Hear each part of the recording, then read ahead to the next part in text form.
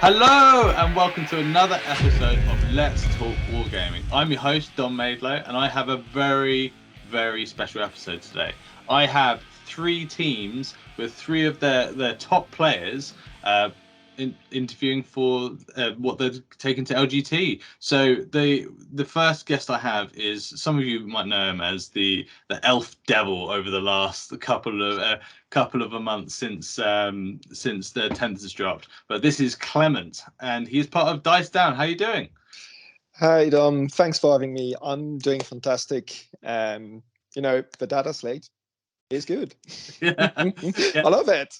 Yeah, the data slate came at the right time, just before the biggest UK tournament, and so we're obviously talking about LGT, and it is sold out for the first time ever, which actually means it's one of the largest running tournaments ever for 40k, and it's quite a step forward. And I'm hoping that there might be a few different rounds the tournament calendar month in the next few years, so LGT isn't the biggest. So yeah, that's a good thing. So data slate before it's just happened. What were you playing before?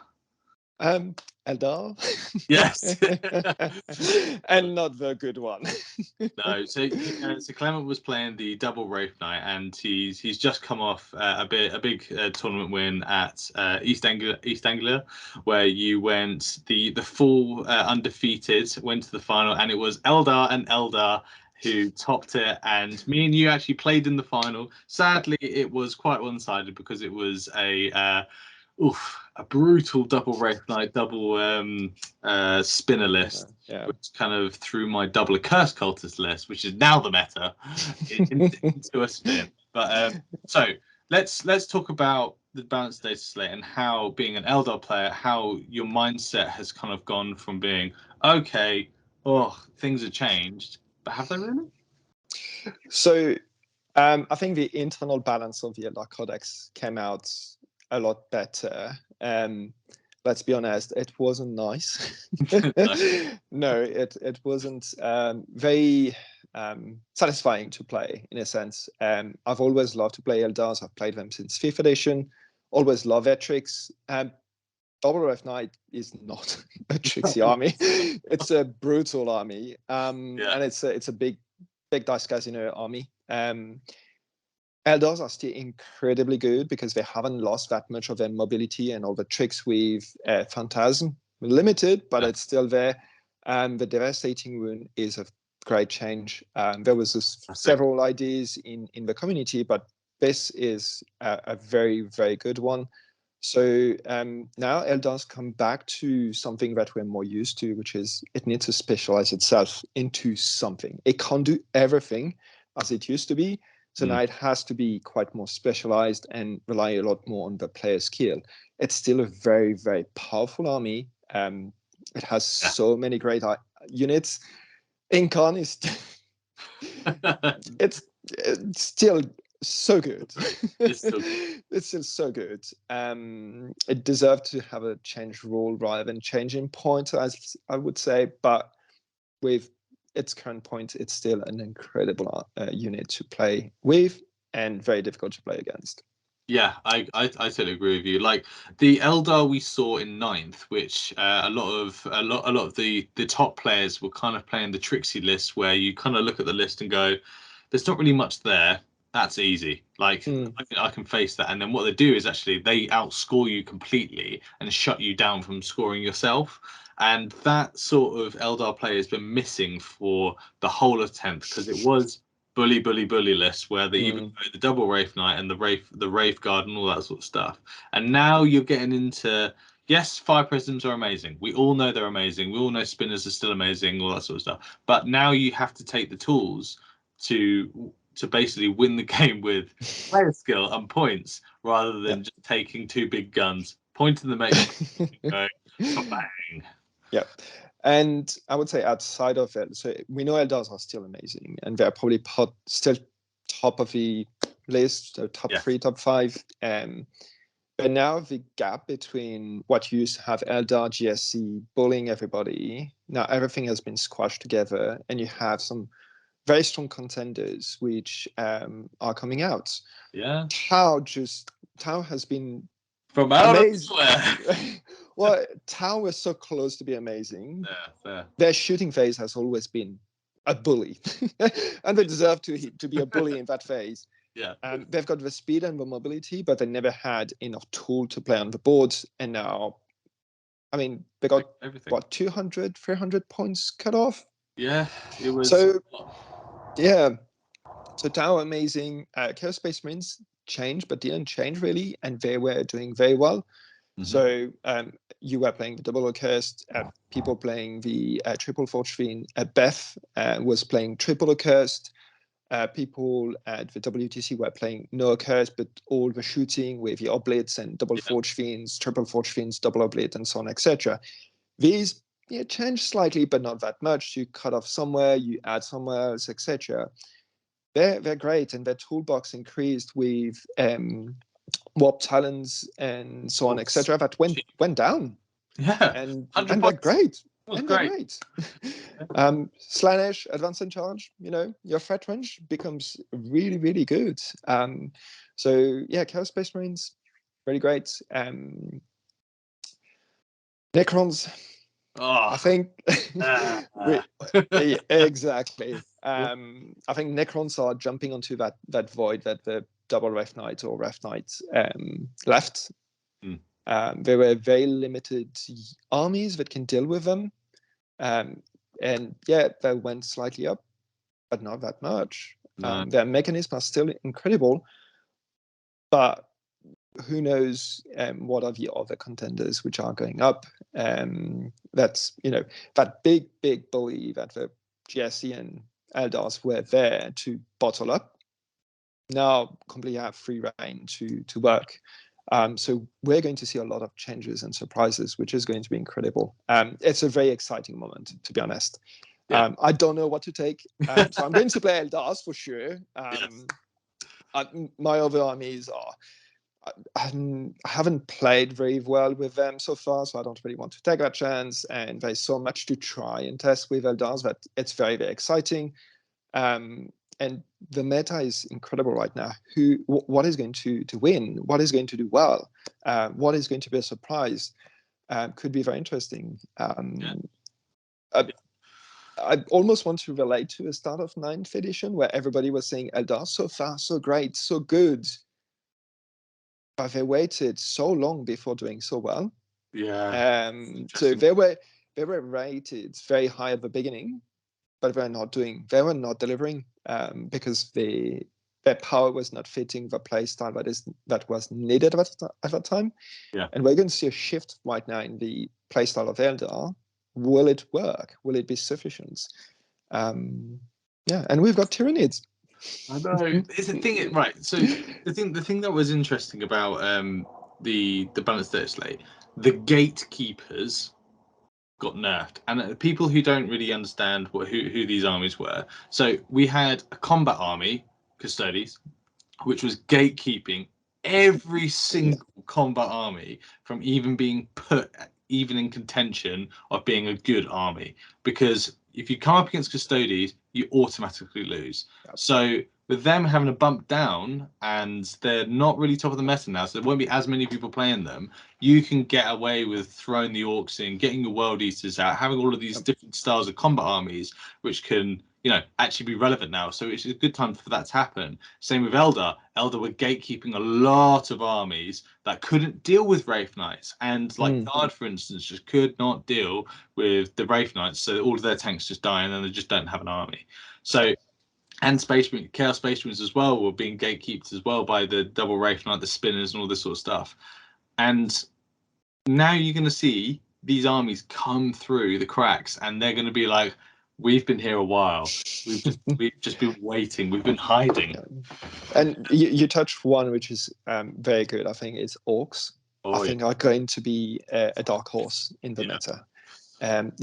They were fantastic. Just they were shut down by so many counters, as you mentioned, Custodes and Eldars, which just nullifying them altogether.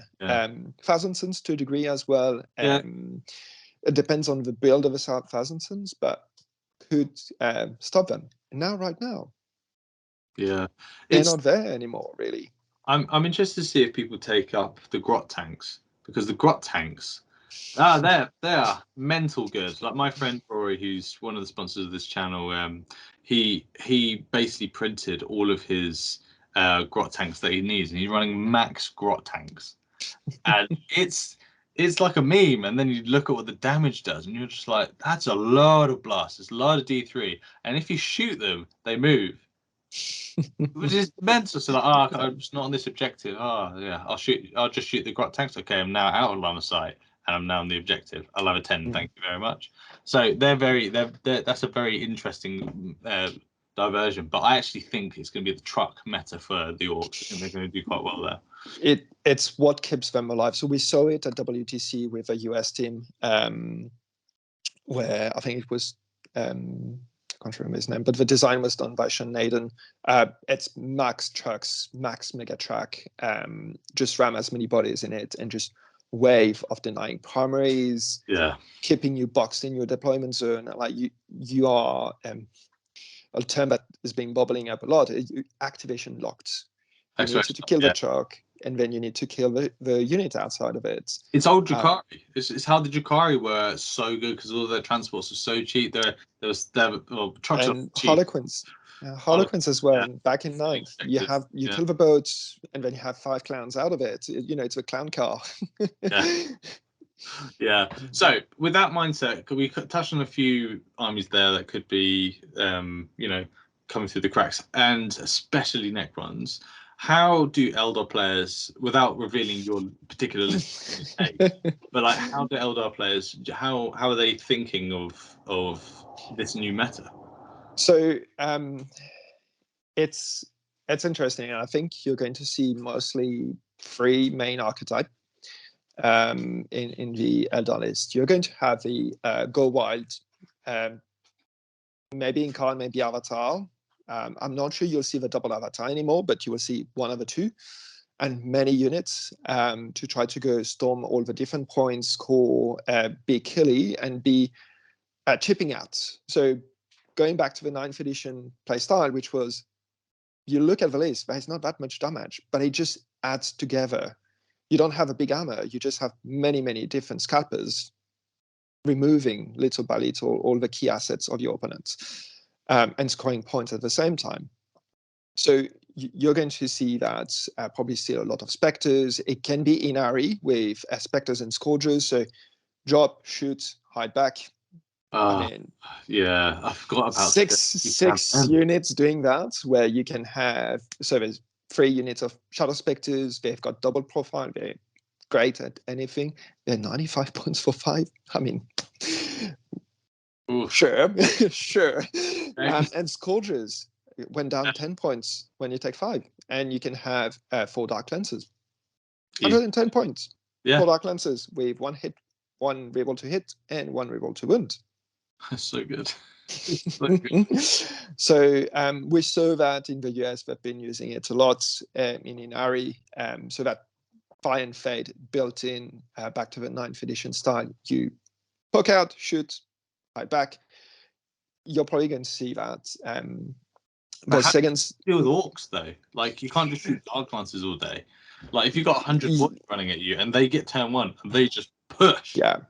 So you will have so the Dark Lances open the transport, and then you've got the Shadow Spectres are quite good because they're either strength 6 AP 2 damage 3, which is not great, or they are D6 blast strength 4 AP 1 damage 1. Sure, it's only strength 4, but when you have 15 D6 plus 2 each, so it's 15 D6 plus 30 shots. If you all of them activate in full brand new squad, it's just the volume of dice that you will generate is going to maybe not kill a squad, but if you have just 1 or 2 orcs left, it's not a big deal. You still have spiders, 6d6 shots. So non-resilient masses such as orcs bodies, not necessarily a problem. You have to be mindful, you have to be careful and not be caught off guard, obviously. but it's fine. Where it becomes more difficult is, for example, dealing with Necrons, being Lich Guards or Necron Warriors, where to really do damage, you either need to do a really large amount of wound pool, so that you go through the 2 cryptothralls and you deal more than you kill more than just 2 guys. Yeah. Because otherwise it's just going to pop back and you will have done nothing. So each activation, the first activation, has to do a really large chunk of damage, otherwise it does nothing. And this is where it's a lot more difficult for Eldars, where we don't really have like that one big answer to it. So you need to really time it very well, and maybe go snipe the Technomancer and then deal with a squad. We've got the Death Jester, right? which is great for that. People using Rangers, Rangers are not bad. Illic, Night Spear with Rangers, I'm not a big fan of it, but it has some legs into that matchup, for example. So there is some elements, but you have to answer it with multiple activations rather than one, which is not the most ideal. Yeah. No, I get that. This is why it's interesting at this point, because the Necrons are such a problem, but I don't think they're going to do that well at LGT, because Really? if everyone is teching first, then they're just going to get hammered. True. That's what I think about it. And if Necrons run into CSM run, like if Manny's CSM list, Yeah. I won't say it now, but it's like it is a lot to deal with. it's just out offsets, out kills. And we haven't mentioned it, but Necrons, they're not that fast. And yes, they've got one redeploy. They've got the Catan that can teleport. Yeah. But Eldars have an answer for that. Yes. And we mentioned about it, the Night Spinners. Night Spinners just control your opponent's movements, shut down the Satan. Yeah, and the Warriors as well. You shoot one at the Satan, one at the Warriors, and those Warriors aren't getting to the objectives, so you can just have a couple of turns of getting those 10s before he starts racking up. Exactly. So this is where it becomes really the Eldar player has to control the flow of the boards and the aggression, and to try to really monopolize one flank and accept that it's going to ignore maybe 500 points or 600 points all the way through the game. You have to accept to lose one flank or one part of the board, but just make it static. Yeah, exactly. So, have you got any advice for anyone who is submitting their list this weekend for Eldar? I would say, if you don't have at least one Night Spinner, you're doing something wrong. Yeah. So I mentioned the go wild. So, Shadow Spectres, Warp Spiders, they're still incredible. More expensive, but they're still incredible. I don't think D cannons are that needed anymore. Maybe in some games, but I don't think they're that necessary. Think about your game plan in terms of what you're going to need to deal with some of these key problems. Incarn, as I mentioned, or the Avatar of Cain are great. If you take the Avatar of Cain, you want the Farsi. If you take the Incarn, not necessarily. So Farsi has become more required as it used to be. Graveguard's still amazing. I mean, Tech 10, Tech 20. Why not? Why not? 20, 2 spirits here, 2 Farsi. Here we go. You have to deal with that, but obviously you have to acknowledge that 20 Graveguard is a lot of points now, because everything went up, support characters for Graveguard and so on, etc., and your toolbox units. So double Graveguard may not be the best. 10 Graveguards seems to be very, very solid still. It just doesn't kill everything. Yeah, it doesn't. But it will kill. It will kill a lot, and cause a problem there. So the mass whole is not very more viable anymore due to the change in how we measure as well. So infantry, maybe one big block unit, being an avatar can over rev guard, and just many units to deal with all the scoring, etc. Yeah, that's probably the best way to go with Eldar at the moment. Great. Well, thank you so much. I know this is a short and sweet conversation, but let's just talk about a few more things before we wrap this up. So with LGT, we have a set terrain, set terrain which we have in the UK, and it's known for its shooting lanes over the years. So, with that being said, how are Eldar kind of abusing that in their current builds? Doesn't have to tell me your build or whatever like that, because obviously you don't want to reveal secrets. what are Eldar going to be able to abuse with the Fields of Fire? I mentioned it, like the Shadow Spectres are going to be able to take these diagonal long firing lanes with a 24-inch range guns. Like, it doesn't sound a lot, but actually that's all you need.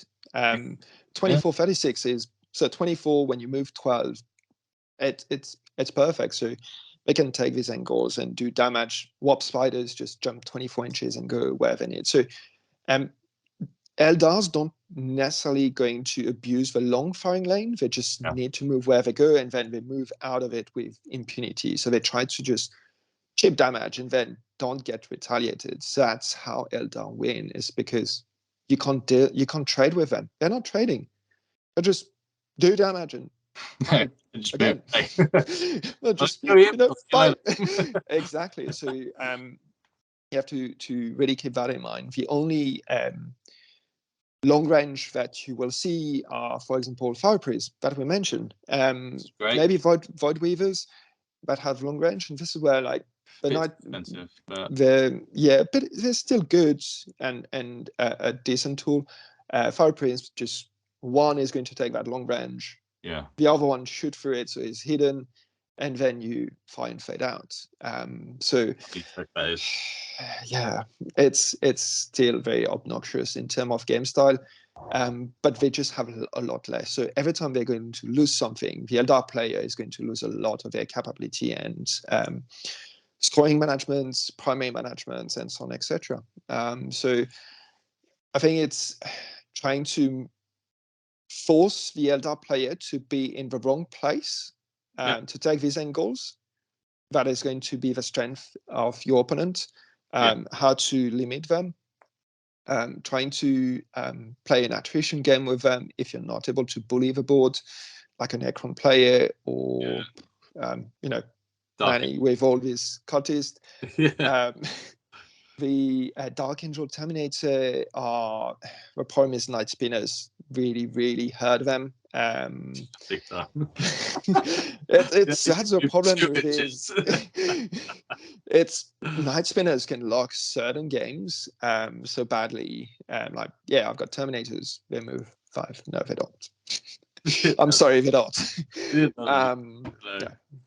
It's a lot of armies can do that now with the trickster movement. So I do hope people don't get too bogged down on like all of these different, like Eldar can do this, they can do that, they can do that. Eldar are very like they're very good, but they've now had a big hype in their skill cap. So if you come up against Eldar, you might not be playing like a high skill cap player who really knows, like Clement, how to abuse all the different techniques.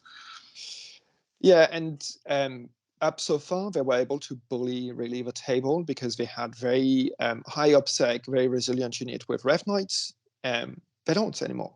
No. They can't believe the table. So you were able to just throw something out and, say, well, that's fun. I still have like another Rev Knight and I've got like 4 scoring units and I've got my 2 spinners and I've got all my characters to do stuff, etc. You don't have that much depth. So your toolbox suddenly reduced a lot. So every time you're going to like do a daring play, you really have to consider about how you're going to save your resources as an Eldar player. So as an opponent, you really want to force that bad trade. You want to put the Eldar player in a very difficult situation. Like Phantasm, it's super strong, but if he has to save 2-3 units at the same time, he can only save 1. Yeah. So you have to force the Eldar player into being in a very bad position. Yeah. Yeah, that is good advice. So your predictions on, let's say, the top four at LGT can't be the same armies. Mm-hmm. And in what order do you reckon it'll finish at? The order is a bit mean, Dom. Yeah.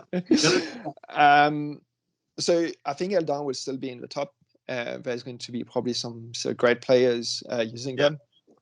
I don't know if Brian Seep will be using them. We'll have to see. Necrons, I would still put them up there. You just need a good run. Again, it's all you need.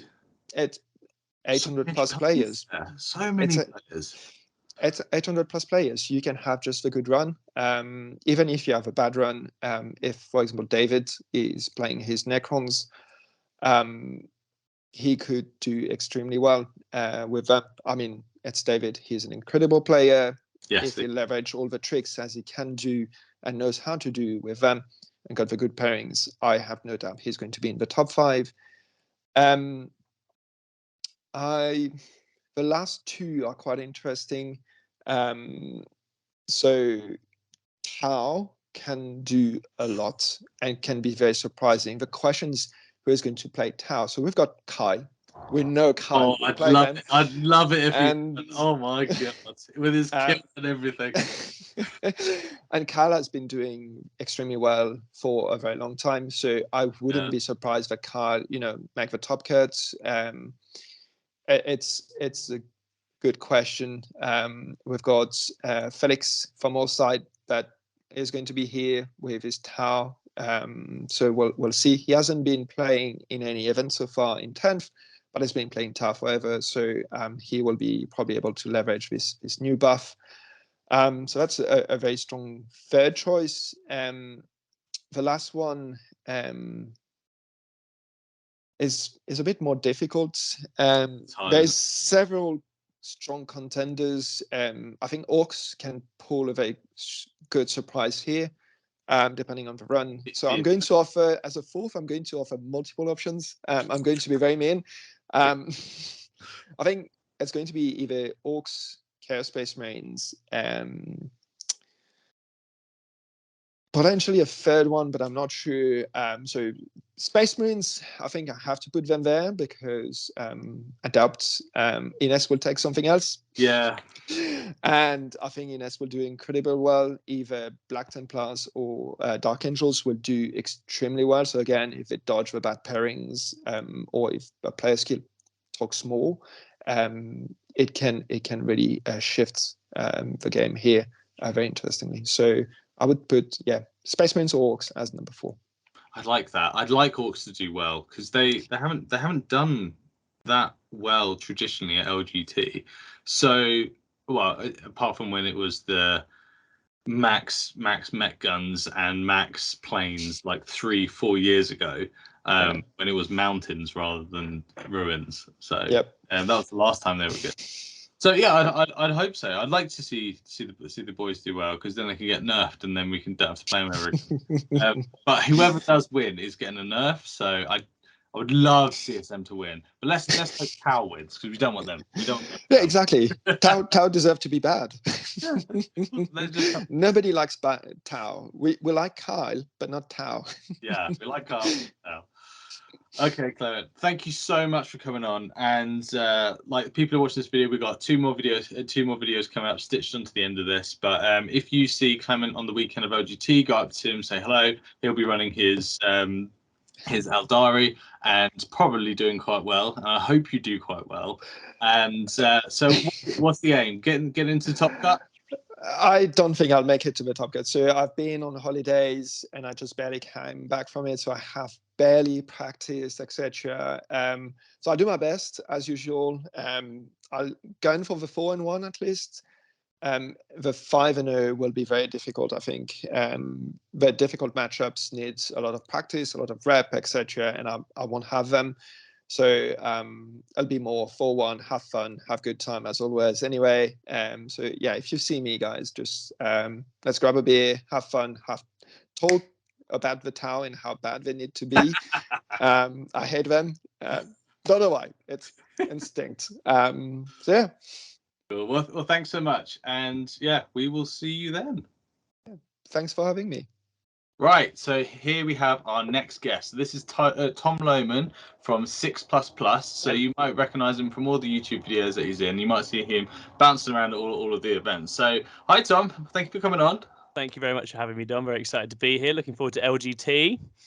Yes, so this is the biggest LGT that we've ever had. So this is going to be amazing tournament points. There's going to be a lot of varied armies there. And because of the amount of people that are actually at this tournament, you could just get the easiest run or the hardest run of your life. You absolutely could, yeah.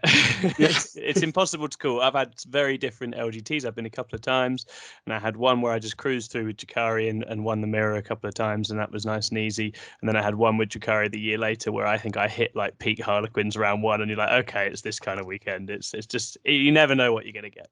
Yeah, you never know. So I think it's good that like I can get you and the other people on just to give advice to people who haven't been to such a big event. And also, you're taking a new army this time, so this is fresh, isn't it? What are you taking?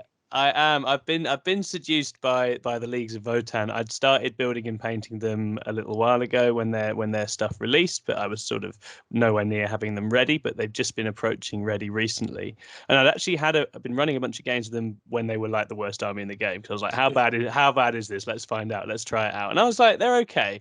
They definitely have some issues, but there was some cool tricks in the index, and they were a little bit better, I think, than people gave them credit for. And I was winning plenty of games with it. So when they got a bunch of buffs in the data slate, I was looking at the overall state of the game and the meta, and I was like, this feels like quite a fun time to throw something in there that people won't have played against that much, won't have seen that much, brings a few tricks and tools that people aren't necessarily ready for, and that I felt has quite a nice spread of matchups into the field at the moment. I wouldn't say it's the best. I think there's a bunch of other armies that if I had more time, I've been away for like a month. If I had more time, there's a couple other things I definitely have been preparing. But I feel Votan are in a nice spot. And also I always like it when I've got that little bit of mystery, that little bit of an edge, because it's something people aren't necessarily as prepared for.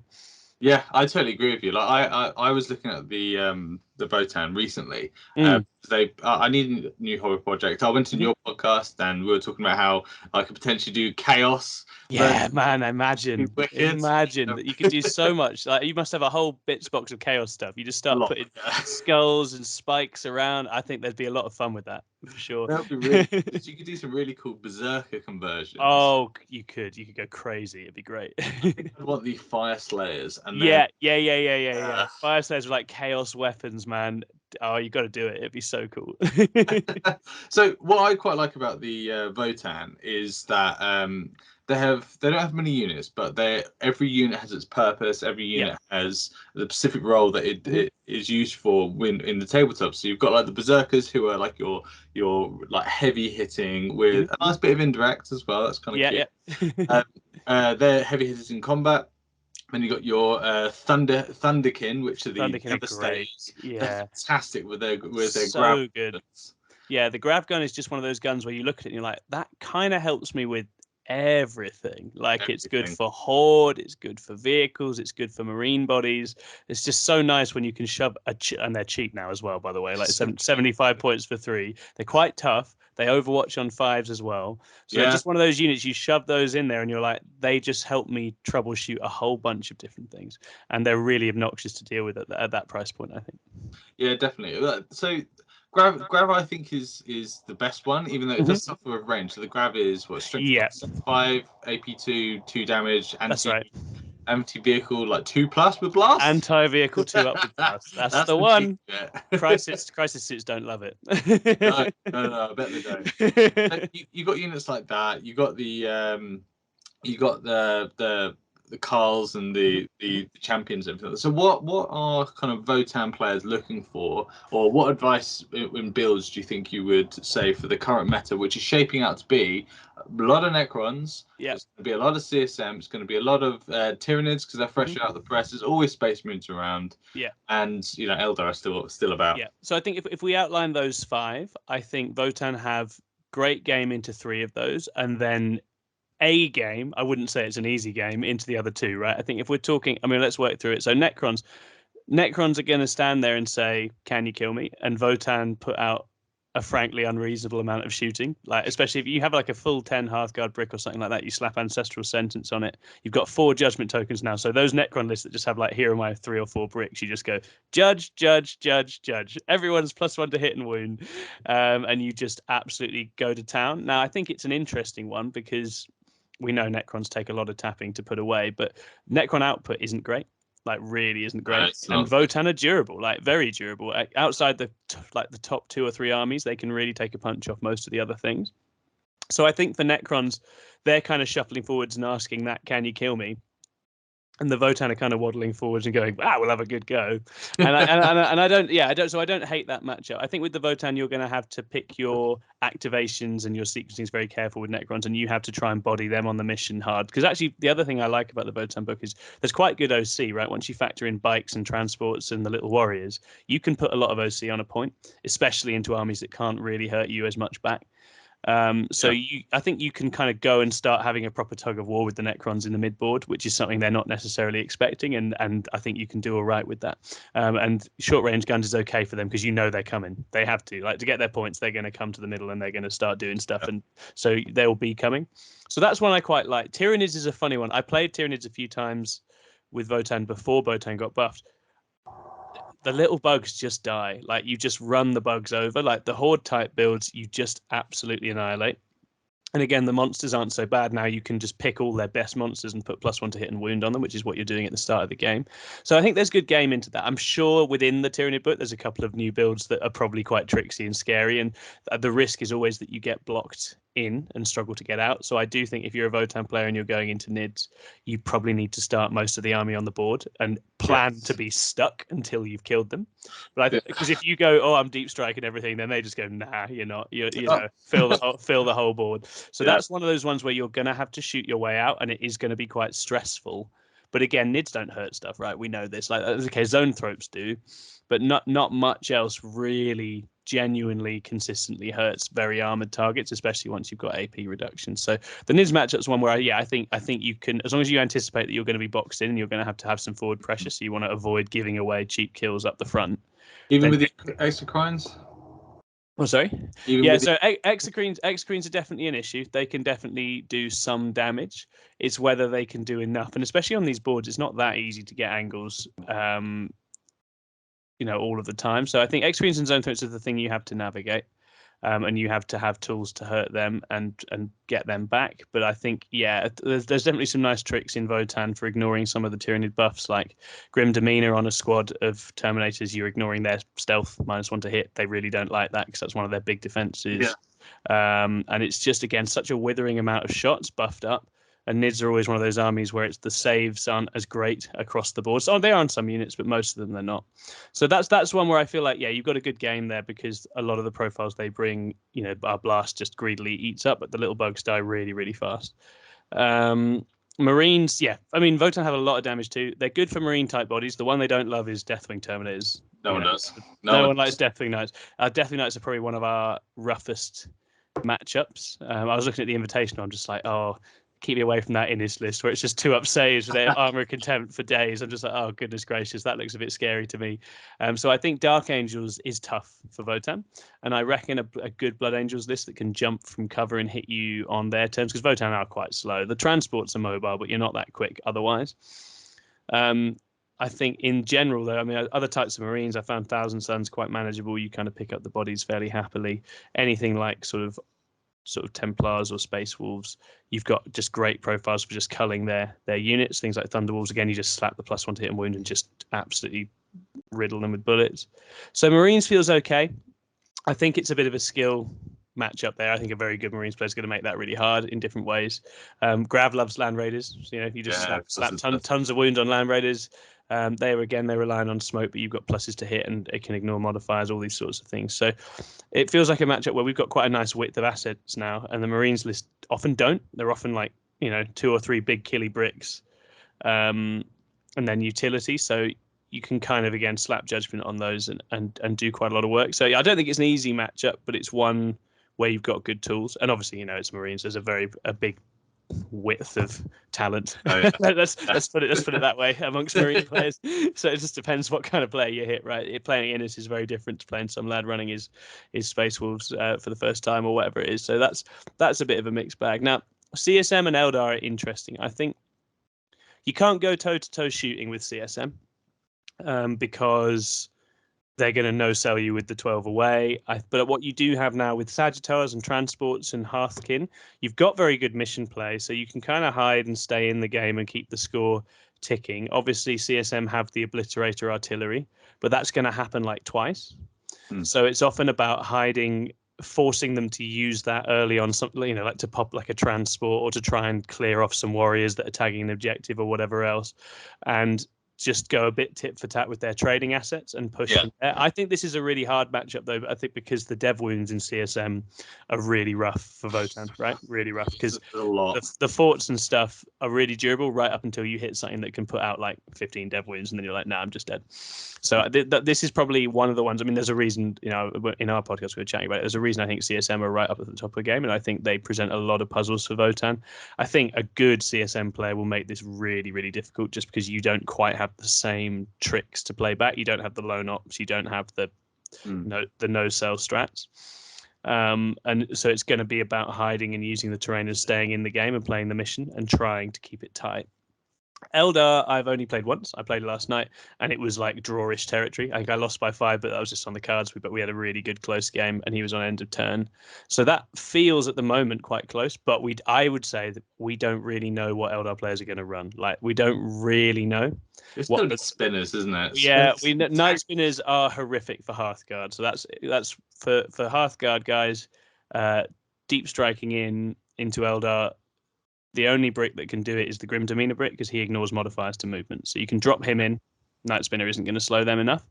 But I used 2 bricks yesterday, and the second one just spent the whole game just going, oh no, we're never going to get there. They failed a 6 charge to get on a point. I was like, oh, that's 2 more turns now to get there. So I think Eldar is still tough, and we know that a lot of the best players in the game are playing Eldar. I think the key things with Eldar and the stuff I'm going to be looking at is just really focusing on winning the primary and not letting them have their points in the middle. Things like Vulcanite goes through the Incarn or the Avatar, so I think they do have to be very careful how they use that, because you're just going to slap like 10 mortal wounds on it and then it's gone. So those sorts of lists, I think you've got good game into. You have to watch the Incarn, and the Incarn can still, if played really well, and as my captain Chris played it really well yesterday, just didn't give it up until late game. There is always the risk it gets in behind you, so I think you're trying to take the middle. And probably it might be that a fixed game that involves getting on the middle and doing all the points on the middle and just saying, here we are, you're not getting primary till you come and take us off. Because they really want to just send their little scoring chaff around and be clever. And they've usually got 1 or 2 big heavy hitting units. Stuff like Wraithguard is an interesting one. I've not played into that yet. I think that'd be interesting. But they have to be very careful with how they use a unit like that, because if you line it up, you can put a big hole in it. So I think Eldar and CSM, those are the toughest ones by some distance, and that will come down to player skill in a big way. I think a better or probably equal CSM or Eldar player has the edge in those matchups. And that's where the magic of the LGT comes in, and you're just like, come on LGT, give me a good run. I don't want to hit that later. I'll deal with that later. So how do you tech for the bad matchups with the limited resources that you have? So I think with Votan, the tech that makes those matchups work is the transports.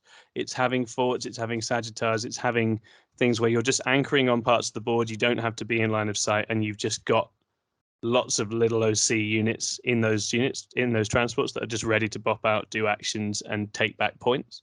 For CSM, I mean, I think the thing with CSM is that they do have to be very careful of you too, because if you just jump down on them, you will blow massive holes in their key units. So they're going to be screening with their outer stuff. So it becomes a bit of a, the chaffle goes and dies, and we all play kind of tit for tat, sort of flirty and play for the end game. And you're just trying to avoid giving up like a hammer blow. I haven't played into Terminator CSM. I'd be quite interested to see how that works.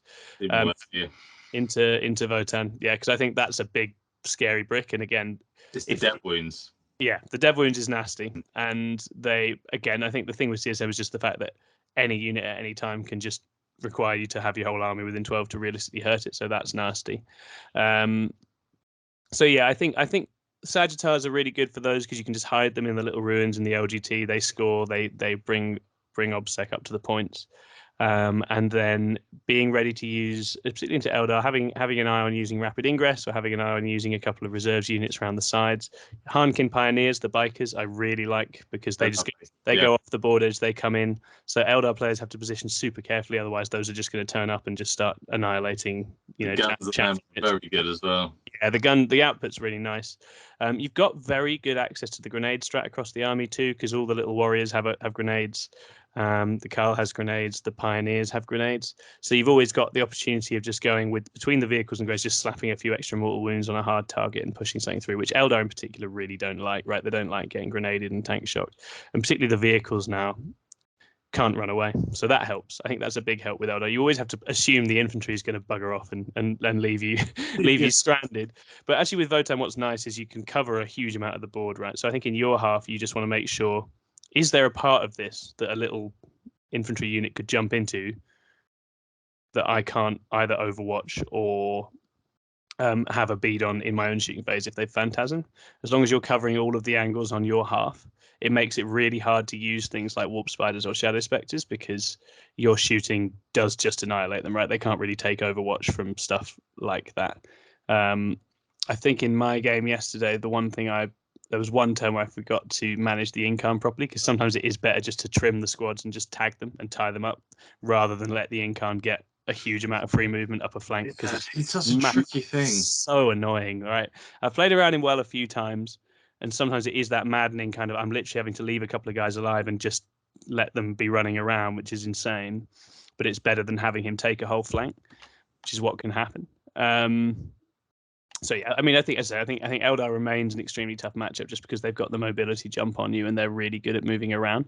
But they have other predators out there now, and that's what I like about this meta. That's why I'm a little bit happier taking something that I know isn't quite as much at the top of the game because it's like there's so much in flux right now.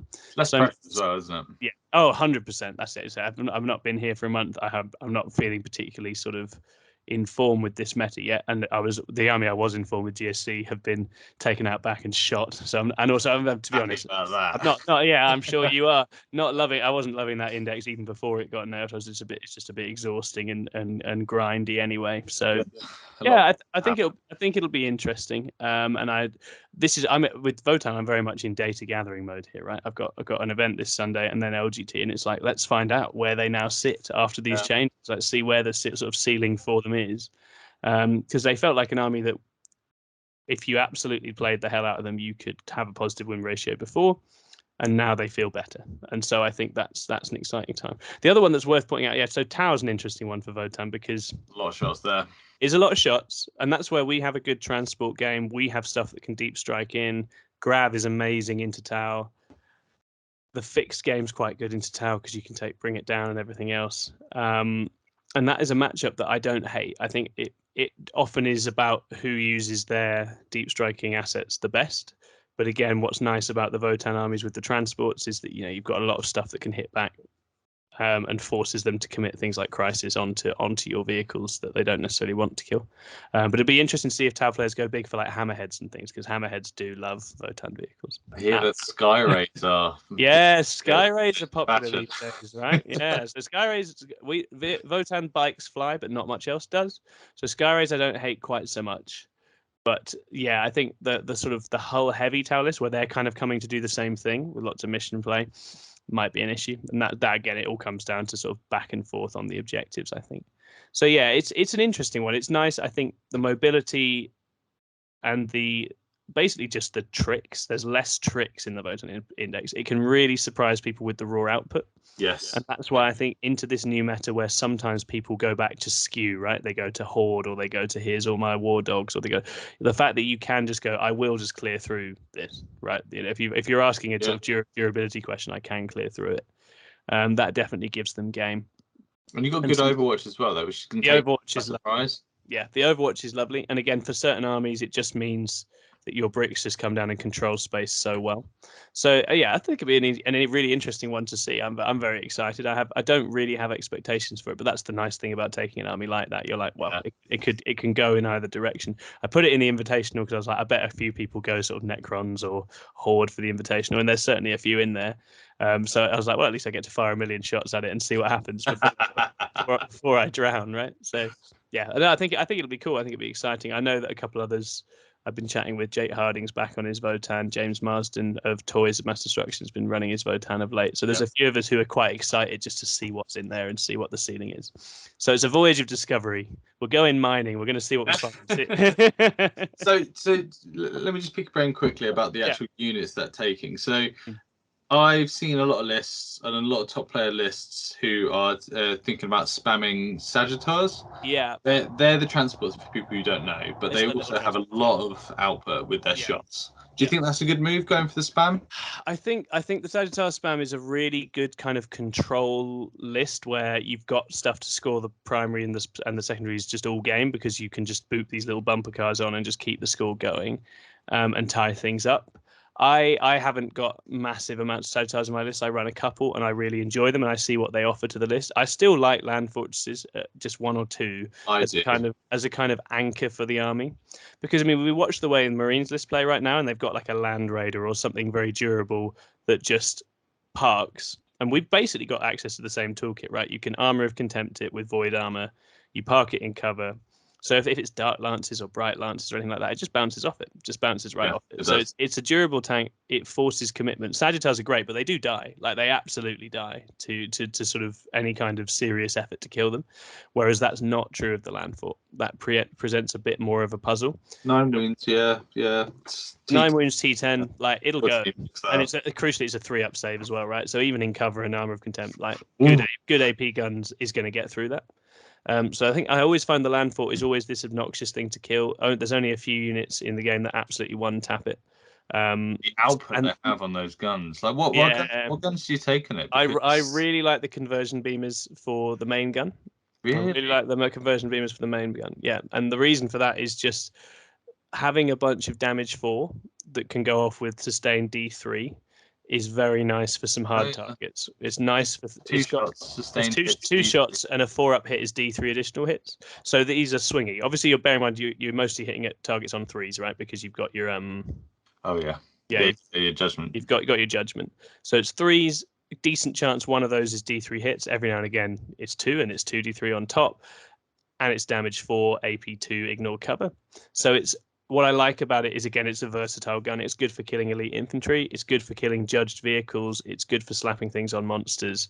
And damage 4, damage 4 is really nice into certain targets. Custodes, it's always a nice one to have if you need to clear Custodes off a point. A bit more versatile, isn't it? Yeah, I find it a little bit more versatile. The Magna Rail with 1 shot, I think, is too swingy. I do think the other one, the blast, whatever it is, the ion something or other, is it? I'm not sure. It's like a blast gun. I'm looking at it in front of me. So you've got the Magna Rail, which is the dev wounds D6+6, or you have the what's the blast one? That's the warhead. The warhead. Cyclic iron. Cyclic iron, that's the one. Yeah, it's D6+3, hitting on 4, so we're hitting on 3. Strength 9, AP2, 2 damage. That's nice. So I think that one's okay. I think the issue I always have with that gun is that into damage reduction, it sort of doesn't exist anymore. And the army already has a lot of damage 2. That's kind of its main profile, is like damage 2, AP 1 and 2. So I just like having a slightly higher damage shot in the mix.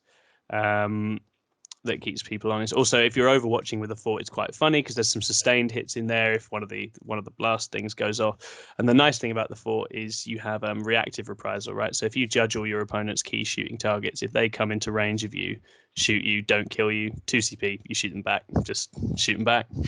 I love that. It's just so funny. I think that's the thing with the land fort, is it's a really good vehicle for that because it's got longer range. Yeah, it's got good guns. Good guns for putting her into a hard target. It's got ignore cover, so things that shoot it and come close, it can do a lot of damage in your opponent's turn if they're not careful, which I enjoy. Oh, this is very good. This is a lot of good information here. Yeah. We'll see on the land forts. As I say, that is not where the consensus is. There's a lot of people who are very keen on Sagittars. There's not that many people who are hot on land forts right now. And I'd be lying if I didn't say the fact that I bought 2 when they came out is a factor in the fact I'm running 2. But the thing I've tested this a bunch now, and I've found them good in every game. I've enjoyed what they bring. You know, they usually have a squad of dudes inside. The nice thing with the land fort as well is it's got a rule that if the squad jump out, it shoots the target. The squad inside then get full rerolls to wound against the target. So that just helps the squads inside push up, and particularly if you have Vulcanite Hearthguard, like a 5-man in the squad, that's like 15 Vulcanite shots with mortal wounds on 6s, full rerolls to wound. Just helps you slap more mortal wounds on. Basically gives you the same output as a bigger brick in terms of mortal wounds without needing to spend twice as many points on the Hearthguard. So yeah, I quite like that as a way of getting one squad of Hearthguard up.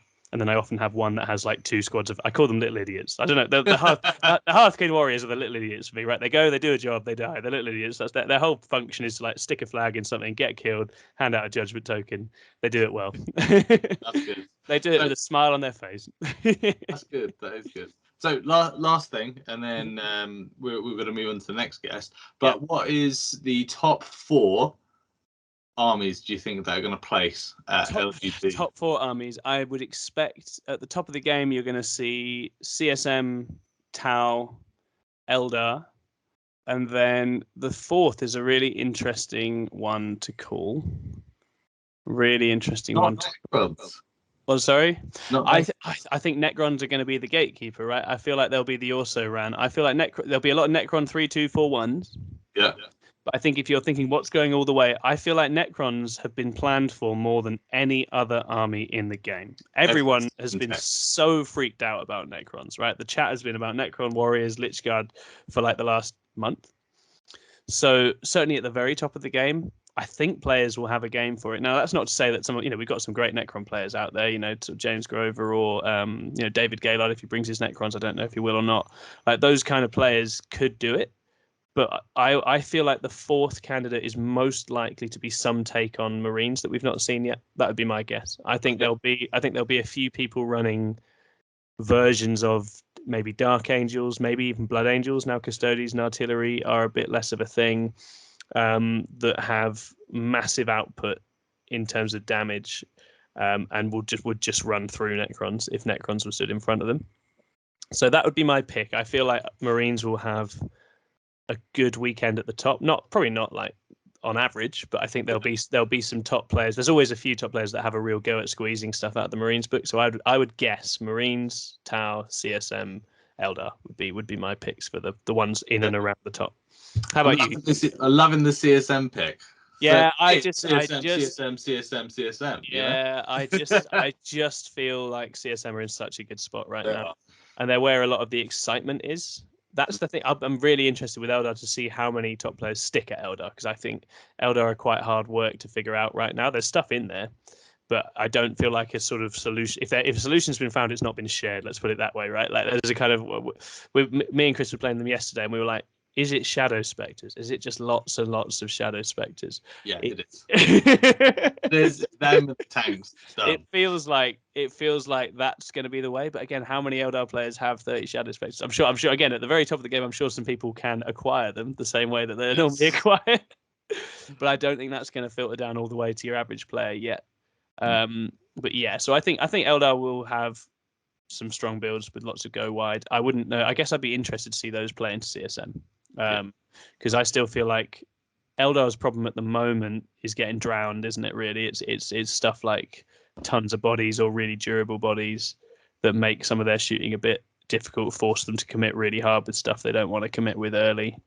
It'd be interesting to see. It's an interesting. Yeah, I think CSM have more than enough juice to be up in amongst it, even if maybe the Eldar matchup's hard. LGT is so big that I don't think. Yeah, you could just get the weirdest run ever. You have no idea. You can play Orcs 5 times in a row. Yeah, and Orcs are good. Don't get me wrong. Like Orcs are well up there, right? Orcs definitely. I think the Sagittar thing is trying to channel a bit of that Orc energy, where it's like, use lots of transports. They call it activation locking these days, don't they? It's just having too much stuff, guys. Let's not get too fancy with it. It's just jamming a bunch of stuff in the middle. But the difference with the Sagittars spam is that when 5 Hearthkin warriors get out, no one's scared. Whereas, Beast Snaggers hitting your line is a slightly different feeling, and they cost about the same. Yeah, but that's the Votan life. So we know what we chose. So yeah, that'd be my guess. That'd be my guess for the top. Maybe we'll see some like demon player or Death Guard player sneak in doing something weird. Who knows? Maybe Thousand Suns still have something. I don't know. But I feel like there'd be like one oddball and then a bunch of CSM, Eldar, and Tau, and maybe some Marines. That'd be my guess. I'd like Tau to win. That would be interesting. Tau, I want them nerfed. I want them gone. Tau are cool. Tau are scary right now. So we'll see. It just depends how many players are drawn back to it, and whether. When we've had a meta like we've just come out of, where there was one army that you played, it just means that so many of the big names have been playing one thing for so long. It's like, are they going to twist now? You've not been playing. You've been playing Eldar for like what, 3 months, and then you're like, I've got 2 weeks. Do I suddenly go and do? You just go Eldar. That's what you do. I think that's it. That's why I think Eldar will still have those players out in force, but we'll have to see how they get on. Yeah. Well, thanks, Tom. Thank you so much. My pleasure. Thanks, I'm Yon. It's been great to hear your advice about Votan, because a lot of people don't still know what they do in 10th because they haven't been around on the tournament. So the surprise is going to be good. Just need the gods to give me a good run. Let's see. Don't give me any Eldar till like round 4 or 5, and we'll see how we go from there. Yeah. So I wish you luck at the invitation. Everyone who's watching this, you just follow Tom whilst he's doing his rounds on the Friday, and then I'm sure we'll catch up after the event to see 100%. How he's got on. Yeah, maybe Votan in the top 10. We don't know. Oh, I'd love that. That's the dream, right? I think that's always the thing with this. You're like, if I do it. Yeah. If I do it, I'm a hero, and if I don't, well. well, thank you very much, and we will see you soon. Brilliant, lovely. Right, welcome to our new guests. So these are 2 of my teammates. We have Tom Green and Will Whitaker. Sadly, Will Whitaker doesn't own a face, so we can't see him today. But so hi guys, thanks for coming on. Hi mate. Thanks for having us. So these 2 players are playing completely different armies going to LGT, and we're going to hear a bit about what they think about the meta, and we're going to hear a bit about what armies they're going to be taking. So the man with 2 lists, which is the man with no face, that is Will. So Will, what you're going to the Invitational this year, and you're also going to the main event. So can you tell us a bit about how you kind of go around, list deciding and practicing for the 2 separate events? Yeah, happily. So the Invitational, we are encouraged to bring sort of kind of funner lists. That was what they said, fun. And so what I've decided to do is I was going to bring this Khorne Demon list. And so I've tried to make that work with this combination of the Blood Thrones stacking together. So what they do is they give the rest of your Khorne army +1 strength, +1 AP, and +1 damage against one target in melee. So then you can get some pretty efficient attacks coming out of units like Fleshhounds that are quite cheap. They can get 8 AP4 damage 4 attacks, and that's suddenly pretty good for a 70-point unit. And that's fun, right? That sounds like a fun combo to try and pull off. But I had so much fun playing it that I'm now really trying to make it work for the main event as well. So the problem with the list is that it was too fun. And then the other problem with the list is that it's not very good. So, why is it not good? Because that sounds great. It sounds great. And when it all comes together, it is great. When you get your 70-point unit of Fleshhounds to one-shot a tank or one-shot something that they really shouldn't, like a unit of, let's say, 5 Terminators or something like that, or even just 5 Marines, which suddenly, you've got AP4 into Marines. It doesn't really matter that it's damage 4, but you're gonna just go right through that unit. When it works, it's really fun and really effective. But there's a lot of hoops to jump through. The first being you have to spend 450 points on the Blood Thrones. The second is that they all have to look at the same target and be 18 inches away in the fight phase. So that can be challenging because you also they're T9 with 9 wounds and a 4 invuln, so they're not super squishy, but they generally don't like being shot for free. So it's only an efficient trade if your flesh hounds go in, kill something big, and then die. It's only efficient trade if the blood phones don't also then get picked up by shooting, right? So That's true. these are the problems of the list. Because they're not lone operatives, and they're just kind of tanks, really, aren't they? Exactly that. Yeah, they're mounted though, so mounted is actually a pretty good. Basically, vehicle is a bad keyword to have, and character is a bad keyword to have, and they do have character. But mounted is actually fine. Obviously it'd be better to be beast or infantry, but mounted of the bad keywords is not the worst. No. Okay, so that's quite an interesting take into demons, because a lot of people have just been taking the big lads and a bit of trash, really.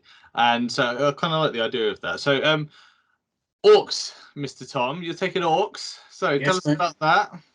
Yeah, so despite my best intentions of trying to talk myself out of it, because playing at LGT with what is close to 170 models is backbreaking work, especially even just carrying it around that big stadium is a nightmare. But yeah, on my orcs, and it's basically a lot of trash and a lot of threat overload, basically, with a little bit of I think everyone's leaned towards taking flash kits, but with orcs as like a support unit for the main combat force that drives forward. But I'm going for looters. I'm going 30 looters, which for 100 points for 32 shots within 24-inch range. If you're on an objective, I'm re-rolling hits. Minus strength 8, -1, 2 damage. I just think it's unbelievable. It also gives a bit of an Overwatch threat as well, which because they're normally naturally hitting on 6s anyway, so you tend to fire them in. Me and myself and Will just played a game on TTS, and just the sheer threat of 30 bodies that could probably Overwatch you, as opposed to just the one unit, is a bit of a problem for armies to face. Trying to go for top orc as well, top UK orc. If I get a decent score, but yeah, we'll see. That's great. So are you going away from the mass truck horde list, or so mix? Mine still has 5 trucks, and it's not. I do play fixed quite a lot with it, but it's just got 2 units of boys, 2 units of beast snaggers, and the characters. I've got no Mosrod. I don't really run it's not really the meta list, but I just like the way it plays. It's just I've got so many different options, and if you kill something, it's 70 odd points for the unit, so I've got another 4 units coming backing them up and stuff like that. So it, when you're tired at a long event, you can make mistakes like that, so it sort of sorts itself out a bit. Gosh, especially when you've had a drink. Quite taxing, isn't it? A whole weekend playing. Jeez, there's so many bodies. Well, that sounds like there's completely 2 different lists here.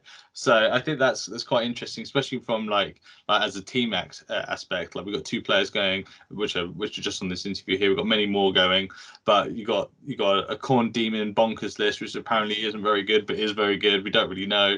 And then we got the orcs, which is just looters and trucks and boys. And yeah, I like the idea of both lists. So Will, with your list design, the main sort of thought process always goes to the meta. What is the meta? And with LGT being near to 1,000 players, where is the meta kind of in your head right now? Well, with 1,000 players, as you say, in LGT, there is going to be a representation of everything there, because you just have so many people. And so sure, when you get higher to the top, I think that you will find the list that people are expecting, but you also get some outliers in there.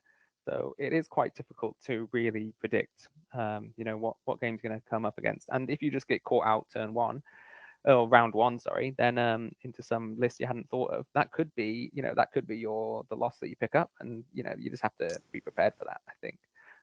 But that being said, I'm expecting durable units to be, and we're like with quite a few model count to be part of it. So not few model count, but a few unit count. So you've got like the Space Marine Deathwing Knights, you've got the Wraith Guard, and you've got the Necron Warriors, and actually the Crisis Suits.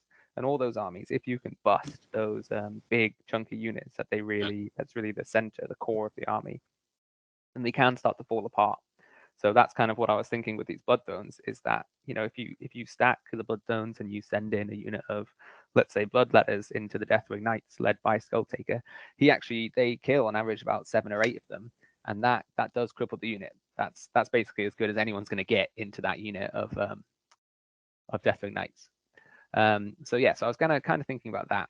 Then on the flip side of that, you have these where you have the orcs and this really go wide build, and Eldar in fact obviously get a lot of MSU, and so this is where my list kind of does fall apart because you can't. It's quite hard to tech for both. And, yeah, it is quite hard. Yeah. So that's why I think that perhaps the Khorne list doesn't have the legs to run the whole marathon. That something else might. Well, you don't really know, because I was talking to Tom Lohman about this just literally just previously in the video, and he was saying like you can just go on an insane run where you could not see any meta lists, and you could just go, if you're an orc player, you could play an orc mirror 5 times, and that can happen. Like last LGT, I think I played like 2 creations of Bile mirror matches like in a row, and I was just like, wow, there's like 8 creations of Bile players here. How have I run into how three of us have run into each other? So like, I think that's what is also good about having such a big event. It's not like you're going to, say, Manchester GT where there's just like 200 players, and after you get for the first day, the next day you're definitely going to be playing Desolation Marines, you're definitely going to be playing like Vic with the Zelda. These players are there. With this, you could just have a good run, and you could just be going into all these skew lists, and it's hard to tech for. So I think going with an army that you know how to play is the best sort of situation you can be in, because it's bonkers the meta right now. But yeah, so Tom, same question to you. So with the meta how it is at the moment, where's your brain at with the list design of your orcs? So it's basically just all comers. So hence why I put the looters in as well, because the multiple shots can handle vehicles and troops. I think the meta is completely unknown.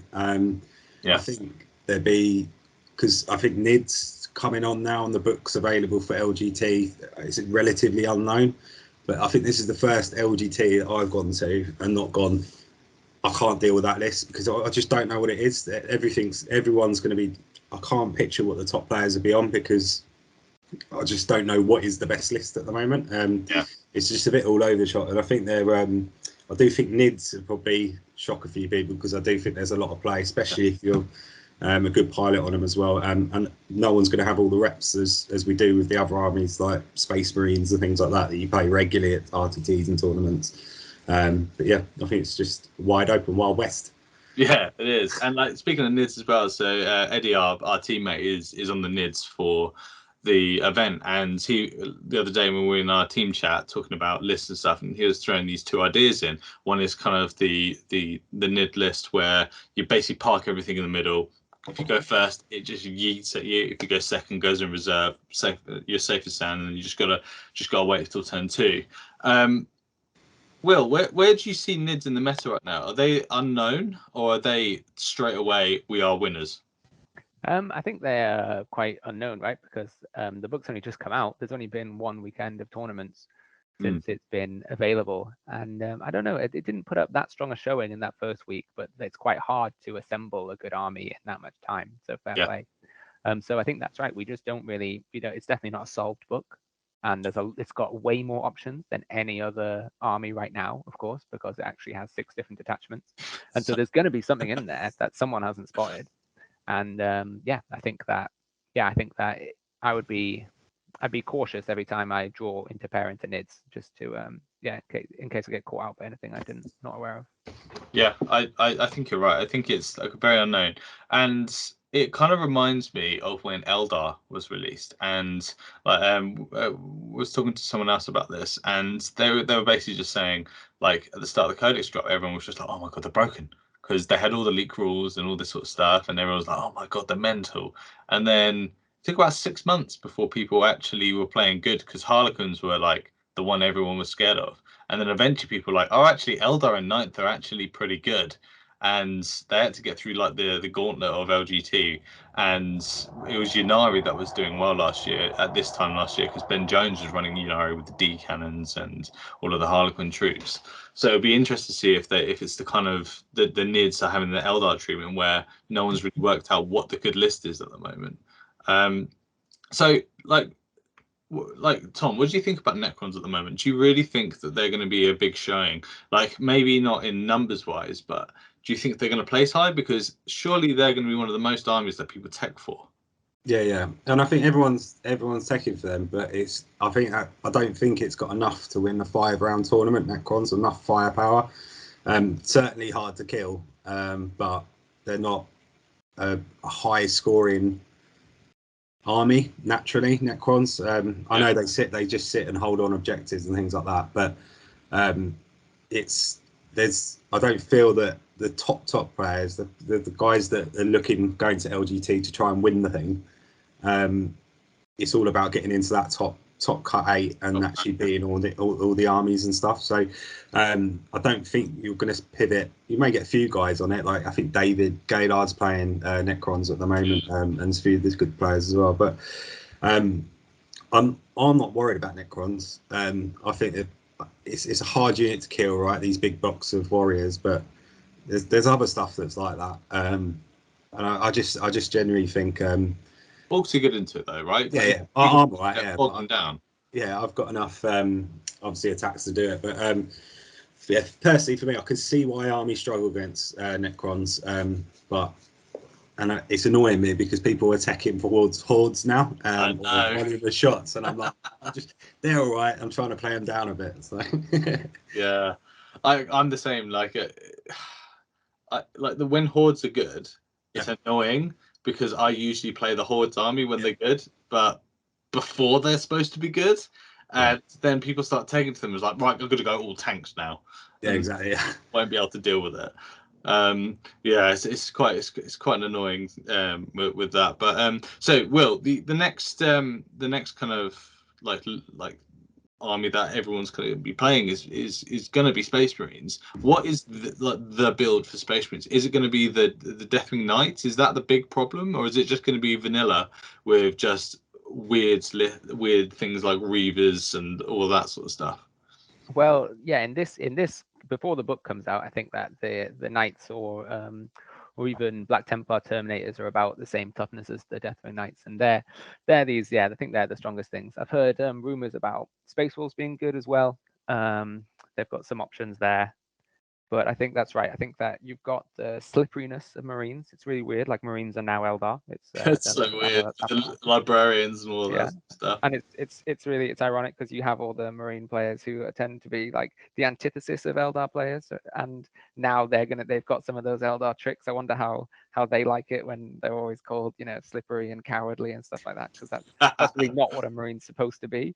And yet here he is. You've got these 10 Terminators who stand pretty close to an objective, and then someone threatens them with a charge, and they're like, "Oh, 6 inches back. Sorry, no, I'm running away." Yeah. So I think that that's really powerful. Wraith Guard obviously are the same, but these units that are very difficult to attack, even just stat wise, if they then have a movement shenanigan built in, they just become a real problem. And this I think is the strength of Marines right now. And meanwhile, they're going to be hammering you with whirlwinds and their scouts for mission play with the lone ops and stuff like that. I think they're in a really good place. The aggressors supposedly one-shotting everything they look at, but always make them roll the dice, because I think the aggressors always hit a little bit less hard than the Marine player thinks they will. Yeah, I also think that. I like Gravis. I like it when Gravis is good, because I think the chunky boys are looking. They're just good looking models, and they're nice to have those, like the bigger bases on the board. So I personally think that Nids are an unknown. I've got no idea about how they're going to perform. I think Necrons are probably going to be quite a high performer, but it all depends on the player skill. We've got Marines, which are obviously they're going to be good. Someone's going to find something weird there. Eldar, don't really want to touch on them because we know they're good. They're going to be fine. They're going back to their old tricksy ways. But one faction I play, CSM. Tom, do you think with the change of dev wounds, going away, what's your thoughts on CSM? Oh, so strong. If I had them, I'd be playing them. They're just good all round in every phase as well, which is, you know, most of the armies only got really one phase they pushed for. The curse cultists that obviously we played in a tournament, and they absolutely just ripped me to shreds. Or I couldn't rip them to shreds, rather, shall I say? Yeah. When custodes were good. So no, I just think they're just generally a really good army, a really strong army, and I think between them and Nids, you'll see the top players turning towards that as a list. The only downside I think of them is just you need to tech into one or the other, either the Terminators or the Curse. I don't think you can do both with the tax you pay on forge fiends and stuff. So yeah, it's just a bit one-dimensional. You know what you're gonna face. So just a case of practicing against CSM, I think, and then to beat them at a tournament. I personally think that the Terminator build is going to be the one that people are going to tilt into because it's easier to collect the models, and like with the triple curse list or the double curse list, you have to. It's a lot of money to get them, and it's a lot of conversion work as well if you don't want to spend the money. So having the bigger curses is probably not going to be something people take. People are going to take one unit because they are very good, but I think the Terminators are going to be the one because they're very good into Necrons because of the amount of death wounds they can dish out. And also yeeting them in the middle of the table and saying you can't shoot them within 12 is not a bad tactic, is it? With that 7 point unit. So which is you know, and again like it says, different phase of the game. Some armies only do that shooting phase to kill them, aka Tau. Speaking of the devil, Will, what are you thinking about Tau? I think they're strong. I might even play Tau at the main event. I haven't decided yet. Depends if you'll lend me your Chaos Space Marine army. I think that's these are my 3 options. Yeah, I think they're strong right now. I think they have a real weakness, obviously. So if you don't know, they're just their crisis unit is probably the most powerful unit in the game. It's extremely fast as well, and it will it's definitely a hard counter to things like Necrons. They just pick up the Necron warrior block just as easy as anything. And yeah, so I think they're a real presence in the meta, but I think they've got a weakness in that they give up, bring it down just completely. And so you're really on this ticking clock when you're playing as Tau, where you kind of have to win on primary, and that means, you know, winning the fight. They have to do crippling damage, I guess, to your opponent, which they have the tools to do, but they're often going to be down on secondaries. So I think if you are playing against Tau, it may feel like you have to rush them and clear them out really fast. But do watch out for their super efficient data sheets. And maybe the better thing to do is to just play slow and try and deny them secondaries, and then get your 10 vehicle kills later on in the game and surge through for a win that way. Yeah, I think you're right. So is there anyone that we haven't really touched on that could be a dark horse in the meta going through? Because we've touched on Nids, we've touched on Marines, touched on Tau. We've touched on a few, but is there one that could creep in? The Smelly Dwarfs. Smelly Dwarves, yeah. They could. They're like to Tom Lohman, who's just on. He's been talking about them a lot, and you know James Marsden's back on them as well. So it doesn't seem to have a build at the moment. They all have the Hearthkin or their version of the Terminators. They're some are having the land fortresses, some are just spamming the transports. Yep. So I don't really know what the build is, but I guess LGT will decide that. So what's good about them? Why are people taking them? Votan. Yeah. It's it's just a horde of decent shooting. Is it? I forget the unit's name, but the 2+ on vehicles. You know, just completely destroys the Tau matchup. The volume of shots, and I think the half guard Terminators. So James in our team runs them, and they're just an absolute nightmare to kill. I think you can -1 damage, -1 to wound them with a strat. And when you're on, there's like 20 of them in a unit. And if that's running towards you alongside the Thunderkin and all the tanks firing behind you, it's a hard conundrum to try and tackle, really. and you know, Shoot when you've been shot as well is yeah. awesome. And it just goes back to my point about NIDS being unknown. I don't think Votan had been seen much in 10th, so it catches a lot of people out. Whereas before, you used to sort of semi-tech pro, knowing that they were a good shooting army, and you had to sort of screen out angles and stuff. But I just don't think not many people know what Votan do, so that's always a problem. Yeah, I think that as well. So right, let's wrap this up. So Will, pick two armies that you think you'll see in the top 4. Tom, do the same. We'll do them one at a time. So Will, what's one of the armies that's going to be in the top 4 come the end of LGT? Well, I'm not going to go for the easy option. Let's go for Chaos Space Marines. Yes, I like that. That's my favorite answer so far on this podcast. Right, so Tom, who's for you? I'm going to go NIDS. I think they're going to win it. NIDS. Really, I really do. Yeah. Jeez, that's a bold call. I don't think anyone said NIDS yet. So this is great. And Will, your last one? Let's go Tau. Tau. Okay, yeah. I actually think they're going to be good, and I would love it if Kyle won. So that's Kyle's little pure type program there on our sleeves. We'd love it if Kyle would win, because it'd be great for everyone. And so Tom, your last one. What's your last one? I'm going to go Orcs, and it's going to be me, mate. Yes, yes. No, so you see, we didn't say Necrons, we didn't say Eldar. No. Yeah, we know the meta. We know the meta. Or we don't, and it's going to be none of those armies. But no, thank you, boys, for coming on. And we'll have a post LGT like wrap up podcast where we will see how you've done. Hopefully, Will, you get a face by then, and we can see you. And hopefully, one of you would have done either best Orc or best whatever you play, Will. And yeah, well, thank you for coming on. Cheers, Tom. Great. Thanks a lot. See you later.